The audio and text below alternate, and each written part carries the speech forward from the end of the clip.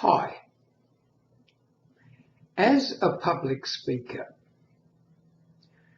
I see myself very much as a storyteller. Most of my emphasis in my speaking is on storytelling.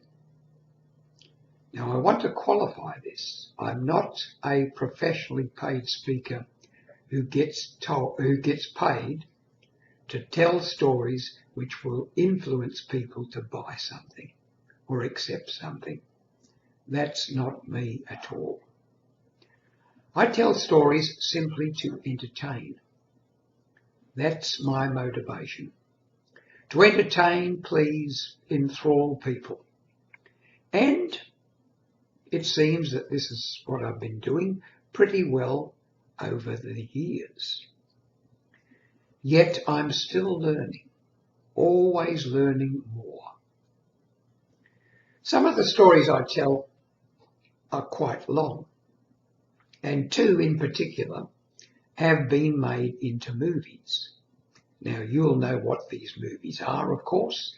One is Titanic, or A Night to Remember.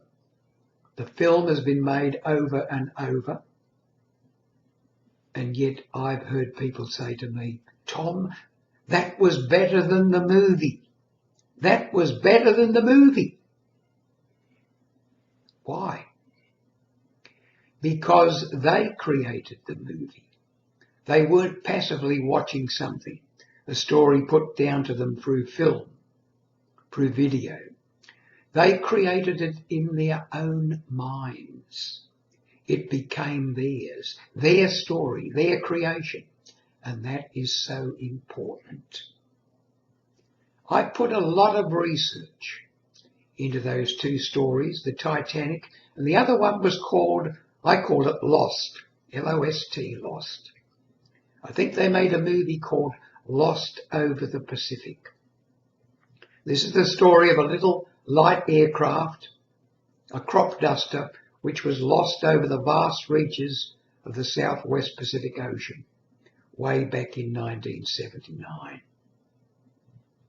I did a lot of research on that, even contacting and receiving letters from the pilot of the rescuing aircraft, a man named Captain Gordon Bett. I have his letters in my files right now. So I do put in a lot of work to get the facts and figures right. This adds authenticity, of course. But I'd like to refer to something written in this book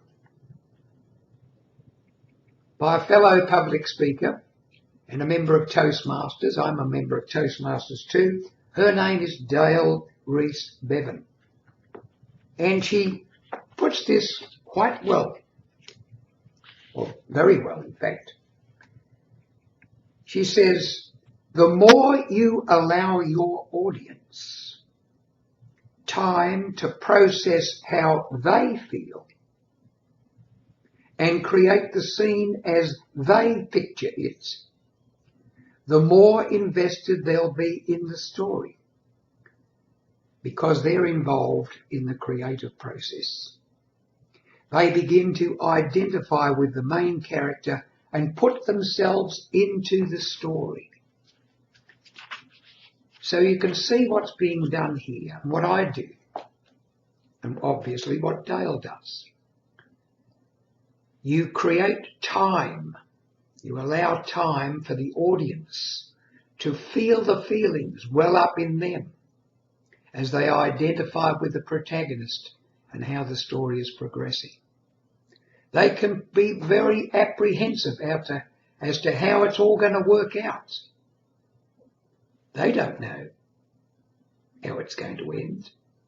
And yet the funny thing is, even in the story where you know the ending, and you've heard the story many times before, you can still be drawn into it. I mean, when I tell the story of the Titanic, everybody knows the ship's going to sink. They know it. This is history. And yet they are carried along by the process, by the drama as it unfolds. So this is very important. Allow the audience to feel the emotions. Allow them to create from your words the feelings as the story progresses in their minds. That's an art that can be learned, a craft that can be learned, to make you the most moving, significant, most profound storyteller that you can be.